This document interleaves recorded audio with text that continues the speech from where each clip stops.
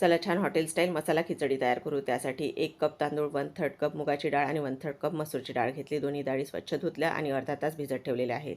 कुकरमध्ये आता 3 चमचे आपल्याला साजूक तूप टाकायचं आहे. तूप गरम झाल्यानंतर अर्धा टीस्पून यामध्ये हिंग, अर्धा चमचा जिरं, 1 तमालपत्र, 2 लाल सुक्या मिरच्या आणि 1 मोठा चिरलेला कांदा जो बारीक चिरून घेतलेला आहे तो छान परतून घेतला.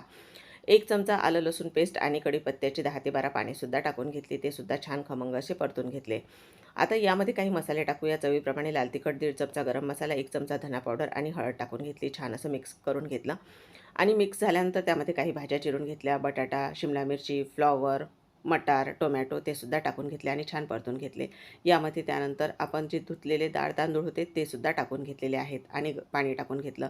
चवीप्रमाणे मीठ टाकलं आणि कुकरच्या 2 शिट्ट्या काढून घेतलेल्या आहे. वरून छान साजूक तूप टाकलं आणि आपली मसाला खिचडी तयार आहे. रेसिपी चॅनलवर अपलोड केलेली आहे. नक्की बघा. आवडली तर चॅनलला सुद्धा नक्की सबस्क्राईब करा.